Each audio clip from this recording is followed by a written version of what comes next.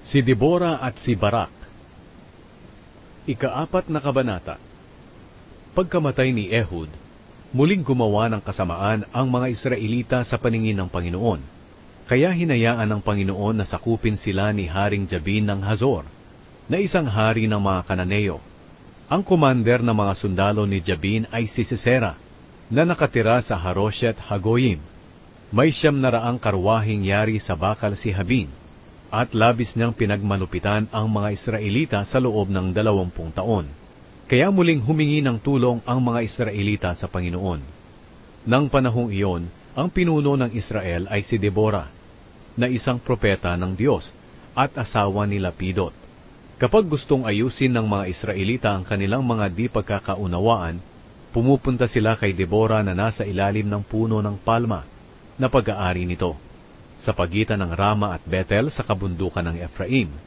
Isang araw, ipinatawag ni Deborah si Barak, na anak ni Abinoam, na taga-Kedesh na sakop ng lahi ni Naphtali.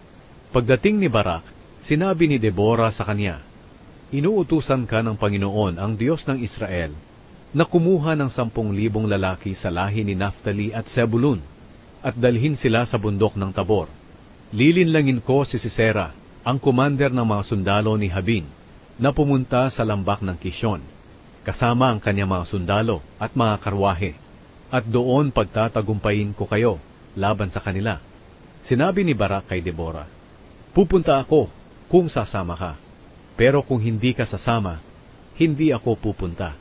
Sumagot si Deborah, "Sige, sasama ako sa iyo, pero hindi mapupunta sa iyo ang karangalan, dahil ipapatalo ng Panginoon si Sisera sa isang babae." Kaya sumama si Deborah kay Barak, at pumunta sila sa Kedesh.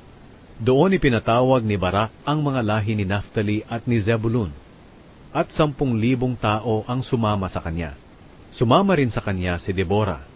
Nang panahong iyon, si Heber na Keneo ay nagtayo ng tolda niya malapit sa puno ng terebinto sa Saananim, malapit sa Kedesh. Humiwalay siya sa ibang mga Kineo na mula sa angkan ni Hobab na bayaw ni Moises. Ngayon, may nakapagsabi kay Sisera na papunta si Barak sa bundok ng Tabor. Kaya tinipon ni Sisera ang 900 karwahe niyang yari sa bakal at ang lahat ng sundalo niya. At umalis sila mula sa Haroshet Hagoyim, papunta sa lambak ng Kishon. Sinabi ni Deborah kay Barak, "Humanda ka. Ito na ang araw na pagtatagumpayin ka ng Panginoon laban kay Sisera. Pangungunahan ka ng Panginoon." Kaya bumaba si Barak sa bundok ng Tabor kasama ng 10,000 niyang sundalo. Nang lumusob na sina Barak, nilito ng Panginoon si Sisera at ang lahat ng mga ngarwahe at sundalo niya. Pagkatapos, tumalon si Sisera sa karwahe niya at tumakas.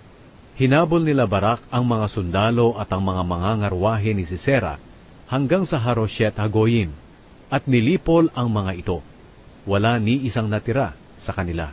Si Sisera naman ay tumakas papunta sa tolda ni Jael, na asawa ni Heber, dahil magkaibigan si Haring Jabin ng Hazor at ang pamilya ni Heber na Keneo.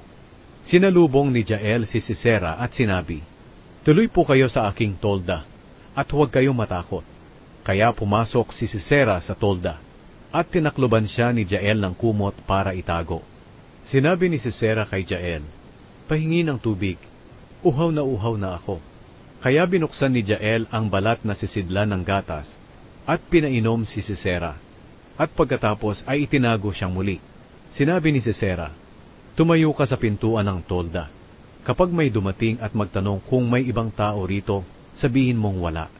Dahil sa sobrang pagod ni Sisera, nakatulog siya.